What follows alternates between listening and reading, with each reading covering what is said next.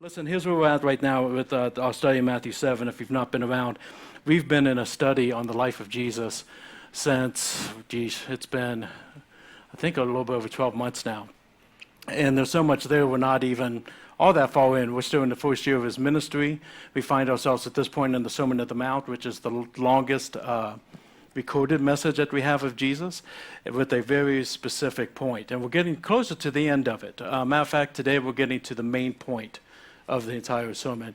Outside of, he's got a couple bullet point things here at the end that we still got to cover, but this is the main point that he's been driving for from the beginning. So I want to dig into this with you and talk about what that means as we go. But we're actually not going to read a lot today. But normally we have larger blocks. We have 3 verses today, so we'll probably be out of here by 4. Okay, 12, verse 12. When Jesus is teaching to them, and after these points that he's made that we'll recover here in a second, he says, "So whatever you wish that others would do to you, do also to them, for this is the law and the prophets." And this is where I want to kind of start at. This is where I want to make my main points at. This is what's going to lay our foundation for the main thing he's been driving for the whole time. This verse sounds familiar, yes? Me, if you're not into the Bible that much, why does it sound familiar?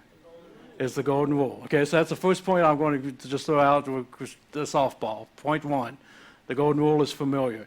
It might be more familiar than what we even realize. For me, I think the first time I came across the golden rule was probably 5th grade. Mrs. Gross was my teacher. She was huge on the golden rule, maybe just because she was trying to keep us from being, what? Are you? She was huge. She was huge? What is wrong with you people? You realize we're talking about Jesus here, right? Okay, Jiminy. But she was a rather large lady. No, she actually wasn't. She was very, very tiny. So sorry, Mrs. Gross, if you're still alive. It's been a long time. It's been a long time since I've been in 5th grade. I'm just saying. So in 5th grade, let me just tell you this. We had this contest, right? And we were making animals out of paper plates, okay? Do you guys ever do that? We got many teachers in the room, okay? And I made an elephant, and I took the little styrofoam ball, like the hat ball things, and made him a trunk, and I got first prize. Has nothing to do with the sermon. Huh?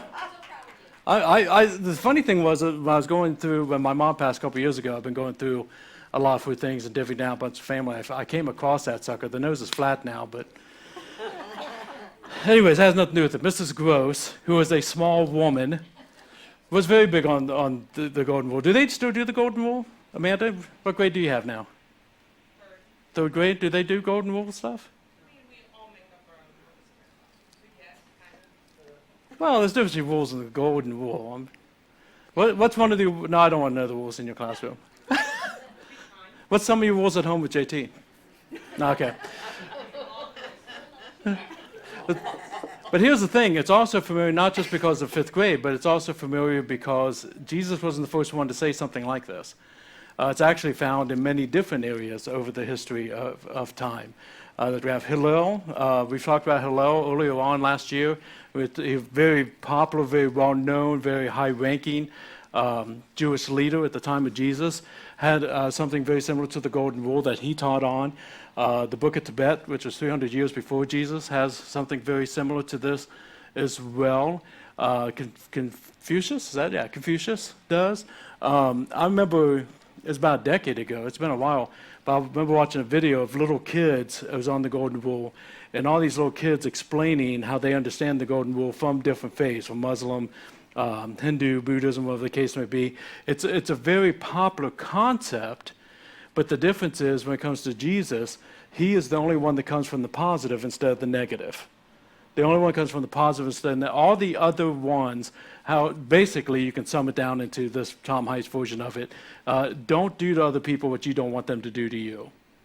Every single one of them. Jesus, the only one, says, do unto others as you would have them do unto you. And that doesn't sound like that much of a difference, but when you really stop and think about it, it's a much higher bar. It's a much higher bar. If I tell you, hey, that guy, just left his wallet on the table next to you, don't take it. That's not that hard to do. for most of us. Okay, yeah, sure, I'm not going to take his wallet.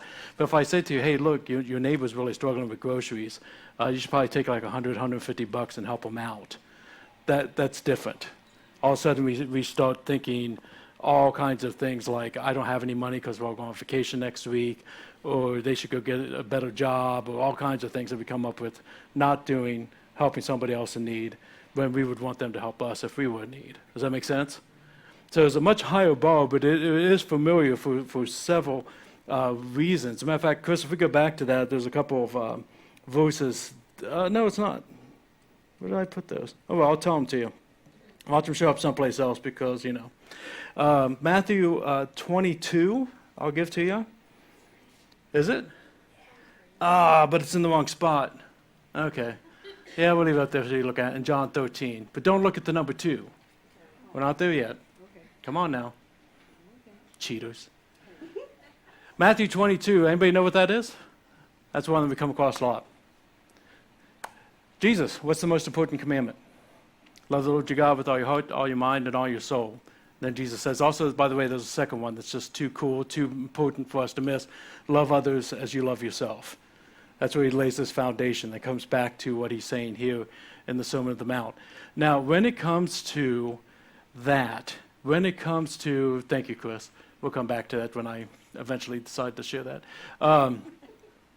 When it comes to that, or when it comes to treating people the way I want to be treated, I think we need to look at those deeper because we can marginalize those to make those not such high bar. For instance, if I love others as I love myself and I don't love myself very much, it's not a high bar. Does that make sense? Yeah. If I treat others the way I want to be treated, but everybody's always been mean to me, and I've always got the short end of the stick, and I've been made the victim several times over, then I guess nice things aren't supposed to happen to me. So screw it. Why should I take and be nice to them? You know what I mean? Like it's something we marginalize down. That's why that second one I gave to you, John 13, is so important, because he also says, "Love as I have loved you." So we can't take and pull that bar down. And that's crazy. If I'm supposed to love you as I love myself, and I'm supposed to love you the way that Christ loved me, then I'm supposed to love myself the way that Christ loves me? And I've had people get mad at me when I say that, but that's not an ego statement. God knows me for my flaws. God knows me for my stumble. God knows me for the goofiness that I am at times. But he still loves me, and I'm supposed to love myself that way as well as love you? It's crazy. I'm supposed to treat you the way I want to be treated? Here's the reason why it's at the end. It's because he has taken us on a trip so we understand what that means instead of trying to boil it down into something that we feel that we are not worth it. He has been spending hours with us. After the Beatitudes, the blessings that rabbis usually give, but very different than usual rabbis, after taking and starting out his presentation, what does he talk to us about? Lust, rage, anxiety, not having money in a place where it is our Savior, but our Savior is our Savior. The item after item after item showing us how he thinks, how he feels, how he fulfills the law, instead of how we think about ourselves. So then he can say, now that you understand you're my child, now that you understand that you are special to me, now that you understand that you are unique and I have a passion for you, now treat people the way that you ought to be treated. Now love people the way that I loved you. It's a very familiar term, but it's a much higher bar term than what maybe we realize in 5th grade. Number 2, I know this is going to be a shocker, but there it is. The golden rule is meant to be a measurement.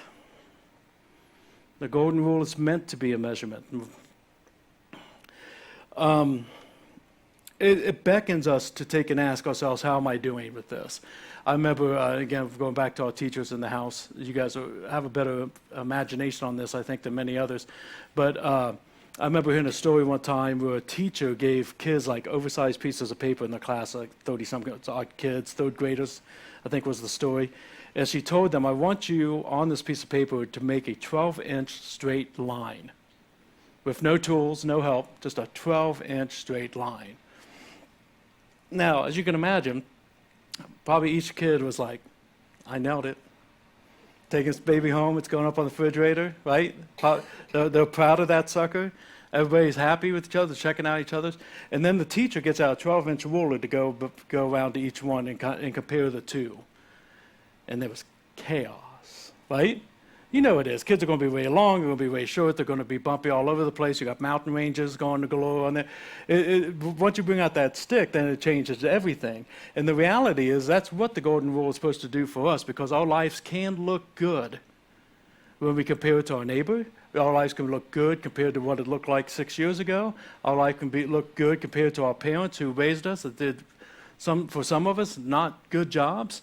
But once you bring out the golden rule, am I loving people? Am I acting in love towards people like Christ loves? Then we've got something that says, I've got some space to grow. I've got some space to grow. It's meant for that. That is something, as we go across this, we should be able to have within this. And when you look at it from an honest standpoint like that, we can beat ourselves up. But again, conviction is never made to lead us to guilt. It's to lead us to the cross. And then the cross covers the sin. He walks with us. He moves us forward, and we grow. That's what the cross leads us to. I'm pretty sure I got this next one right. If you go, another thing is the Philippians in there. Nope. Philippians? It's in there someplace. There it is. I love this verse, and I'm sure of this. This is what Paul writes, that who began a good work in you, who began work in you, maybe when you were a kid, maybe when you were being raised, it was invested into you, maybe whatever the case would be, you started out on the right road. I am sure that in you there will be a completion at the day of Jesus Christ. I'm concerned that you will be complete with Jesus Christ, that you are growing to be like Jesus Christ. There's more that you lean into him. That's what that whole goal is about. Okay, so number 3. The golden rule is the law and the prophets. A lot of people miss this second half of this verse. The golden rule is the law of prophets. Now, if you're not familiar with that phrase, law and the prophets, it's basically a phrase that they used in Jesus' time that defined the Old Testament. That's what we were talking about. It's the law that Moses got. It's the law that man put on top of it to try to build walls around the law so people wouldn't mess up. But here he is saying that this is the law and the prophets. As we remember, if we go back to Matthew 5:17, you're going to just go back a couple pages. He starts out in the beginning of all this. Again, he starts in verse 1, but when he's really getting to the meat and potatoes, he says, "Do not think that I've come to abolish the law and the prophets. I have not come to abolish them, but to fulfill them." And then he goes through all the things we talk about: anger, lust, praying, fasting, giving to the needy, generosity, giving up retaliation. All of these things to show us what that looks like to come back to this point. This is the law and the prophets. This is the completion. This little sentence takes us back to love the Lord your God with all your heart, mind, and soul, and love others as you love yourself, love others as I have loved you. That is the fullness of what the law is. And the world's craving to see that from us. Now, I shared out something on Facebook this week that you might saw about the 6% and the 60% and all these fun things. Not all the world is craving to see law and truth. I'm sorry, love and truth. Not everybody's looking for love and truth. But we got to bring 100% love, 100% truth if we're not loving, right? So there's still got to be that standard. But the golden rule in and of itself is obviously much more than what Mrs. Gross had in mind. Nothing against Mrs. Gross. So let's talk about this a little bit because it gets messy. I'll give you a couple of illustrations, one from my life and one that I've heard before. Most of you guys in the room know my testimony. When I was in my early 20s, I was stealing money from a register, got arrested. In my case, I thank God I was arrested because I struggled with that for a couple of years at a couple of different companies. In my early 20s, with the mentality I had, God had given me plenty of chances, and I could not change my mentality, and my arrest woke me up. That's when everything changed for me. That's the legendary phrase of my mom. They've seen what you've done, now they're seeing what you do. And that's what changed my life, to say the least. So I'm very thankful that I was caught and arrested. I needed that, for me personally. Then I found myself many years later, and just so nobody's sitting there trying to figure things out and you start some gossip or whatever, this has nothing to do with our church. Does it not happen in our church? Everybody still on the same page? I don't want Glenn to think that everybody's looking at him. I'm kidding. I know. Poor Glenn. Oh, Glenn. You're just too pretty not to look at, buddy.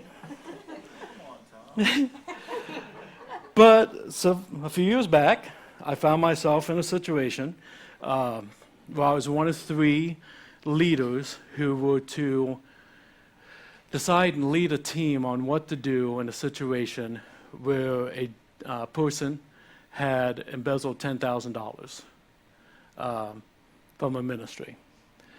And the question became, what do we do? They were apologetic, but I've been doing this a long time, and I'm just 99% sure that they were sorry that they got caught, not really a repentant heart within the situation. So is this group going to prosecute? Is this group going to just 100% grace, just let it all go and carry the burden themselves? Is different people going to help raise money to help them out of the situation, blah, blah, blah, blah, blah. And it would be easy for me to sit on that team and say, well, yeah, he needs to be prosecuted. I needed to be prosecuted. He needs to get that faulty thinking out of his mind. But in that situation, the question became, is what's loving, and is that truthful? Am I obligated to change him, or is that what the Spirit has to do? And how does this impact others? And you can hopefully see in the situation just how difficult being 100% love and 100% truth might be. That's why we need the Spirit. That's why we need God. It was a very tough situation to go through. Because the one thing you don't want to do is get hooked up on retaliation or on past experience of what God had done before, and that you put him in some kind of cookie cutter and end up letting Satan take and have the win instead of Jesus being able to move. Now, did we do 100% the right thing? I still don't know to this day. But I know that the people involved on the decision making and on the conversation of the things can have a clear conscience before their God that they loved and that they held on to the truth. But it's tough. What I'm talking about is not easy stuff. I'm not trying to do some like little glib thing to, try to be more like the kids. Have you seen our kids? No, I'm just teasing. I'm teasing because the parents are in the room. I'm kidding. Here's another one. A friend of mine had a family member one time just trash him. Just trash him. It was a really bad situation, a very hurtful situation. This has not been a family member that they've been close to in any way, shape, or form. And everything in their body just basically just wanted to beat them down, just take them down. And in that case, they prayed about it, and they sought it, and they tried to have conversations. And the end, Jesus has already talked to us about retaliation and anger and where those things lead. So they decided in that case scenario to give a little bit of grace. And this family member, the week after, asked if they could go to church with him, which they had never done, and they were not churchgoers. It was kind of a Saul situation, like they'll never come to Jesus. Isn't that horrible when we think about that about somebody? But that's what they thought, and they came and they got saved that week. Now, doesn't that sound like something a pastor would make up? But that's what happened to them. A little bit of grace made all the difference. Satan is looking for us to have retaliation. Satan is looking for us to have anger. Satan is looking for us for the anxiety. And Satan is looking at us for the depression. Satan is looking for us to lean into loneliness so that we don't have the fullness of what Jesus has for us when we live in 100% love, 100% truth. This is the law. This is the prophets. This is how it all comes together. But I'll tell you what, it ain't easy. It's not easy. And Satan will come against it. I was talking to a friend of mine this week who decided to accept Jesus as a leader for giving the life, which was awesome. Got to pray with him. That was awesome. And I said thereafter, I said, now just keep in mind, Satan's not going to be happy about this, so don't disappear. He's going to come against it. Don't disappear. That's why Jesus gives us verse 13. Will you read me? Enter by the narrow gate, for the gate is wide and the way is easy that leads to destruction, and those who enter by it are many. For the gate is narrow and the way is hard that leads to life, and those who find it are few. Not exactly the most encouraging, but absolutely the most truthful statement that Jesus could give us after that. Listen, you can live like the rest of the world, and you can try to piece things together, and you can try to do it by your own stamina. You can define yourself by your job, or by your success, or by your family, or how nice your yard looks, or whatever you want to define yourself by. That's what the world does. It's easy. A lot of people do it. But it leads to death. And a lot of us have experienced that, where it just constantly cycles, like it just doesn't seem like I'm getting forward. Even with achieving the goals, it doesn't seem like everything's coming together. It just seems like there's still this emptiness. It seems like something that things just continue to spiral out. And Jesus says that's what that road does. I mean, this really isn't hard stuff. You live by the world's going to give you the world. It's just whether or not you get sick and tired of dealing with all that and want life. And life takes a little bit of work. Life takes facing it. Life means moving forward with healthy boundaries and in love and truth. To get through the narrow gate, guess what you have to do? You got to drop some baggage. You can carry it with you all you want through the wide gate. It's not going to happen going through the narrow gate. In facing things and talking about things and not running away from things and going head to head with it is hard, and it's scary, and it's why we need each other. It's why we need the Lord. It's why we need the Spirit to lead us. Absolutely. Absolutely. But the other option is just to let it continue because we keep running away from it. You're not supposed to be alone. You're not supposed to do this the way the world does. I'll give you this story. The book club is going through C.S. Lewis, right? With Screwtape Letters right now. Others know from the Chronicles of Narnia and other books he has. He has one book called Mere Christianity. Has anybody ever read that? Mere Christianity? Well-studied group. Greg, come up and give it. No, I'm just kidding. No? Did you raise your hand, Michael? You were just yawning? I saw JT did. I just was surprised Michael read a book. Hey, that's not a slam. I don't like to read. That's not a slam. You wasn't? Okay, fine. Be that way. But C.S. Lewis and Mere Christianity, and the guys who's read it, which just blew away the stereotype that women like to read more than men. Ginger, you've not read Mere Christianity? Probably in high school. In high school? Okay. Fine. But for you? No. I would have called one person fat today. I'm not going to call another one old. You're all younger than me. You're all younger than me. Did I mention my son's here today? Okay, so back to C.S. Lewis. The way the story goes, as I recall, and I just want to admit I've not read the whole book, because I don't do that for the most part. But he was talking about when he was a kid. Stop it, Scott. When he was a kid, he had like bad tooth issues, like hereditary tooth issues. And when his tooth would hurt, he would go to his mom, and again, it's probably back in the 30s or something, maybe, I don't know. And his mom would give him a couple of aspirin, and he'd feel better, and everything was gravy. He liked that part of the process. The problem was his mom the next day would call the dentist office to set up an appointment, and he hated going to the dentist. With everything he had, he hated going to the dentist. So what does the young C.S. Lewis do? He stops telling mom about the tooth pain because he doesn't want to have to go to the dentist. Not wise, not smart, didn't go too well. Some of us need to talk to our daddy about the pain. Some of us need to go back and sit down with him and talk to him about what's going on and let him lead us and heal us into a place where we're going towards life, because we're just so tired of this cycle of death. And if you don't, it's not going to go any better than what it did for C.S. Lewis. It will just repeat and repeat and repeat. Either by your choice or other people's choices, it will continue to repeat. But if you face it with your daddy, if you lean into it from a standpoint of a Christian community around you that gives you support and encouragement, then that will make all the difference in the world. Now, I'm pretty certain there's a slide up here that has the how. Narrow gate, that's the one. Thank you. If you're wondering how to do this or how to make new steps, this is just a three. I mean, it's so easy, but nonetheless, we make it so hard. The first one is you have to enter into that narrow gate.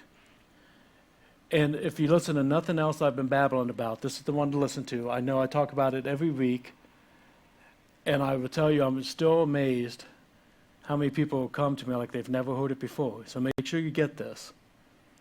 To enter into that kind of life in that narrow gate is accepting Jesus as leader and forgiver in your life. And the scripture tells us how to do that. It's not just about saying some magic word prayer that means we get a get out of hell free card. It is, I acknowledge that Jesus is the Son of God. You believe that. I believe he died and rose again. That's in your heart. Then you are saved. And that's not something that's simple. Like the golden rule, we make that so lame compared to what it is. It's, you are God, I am not. And I'm tired of trying to be me outside of you because I was designed for you. And so I give my life to you, and I don't deserve the forgiveness that you gave from the cross and the victory over sin, but I accept it. Kind of like what Melody was talking about up here. We got to get to that place of really say, I need that, and I accept it, and this life is now yours. It's a huge, huge decision, and it's the narrow gate. It's the narrow gate. And if you done that before and it was just some words or something you did when you were VBS or something that you did because grandma wanted you to or whatever case would be, you might not have really done it. And it might be a new conversation you need to have with them if you haven't done so. Man, I really, really encourage you today because today is always the best day to accept the Lord. It really is. Then face it. Face it is the second one I put up there. Again, it takes action. It takes moving into that path, that narrow path. So if you've got issues, if you've got struggles, if you've got people that are abusive towards you, that you need to put some healthy boundaries into place, whatever the case may be, face it, 100% love, 100% truth. And if you need help with that, we're more than happy to be there for you. And the third one is work it. Just keep going. But sooner or later, you got to decide, I want life and I'm tired of death. As I'll tell you one statement that is 100% true.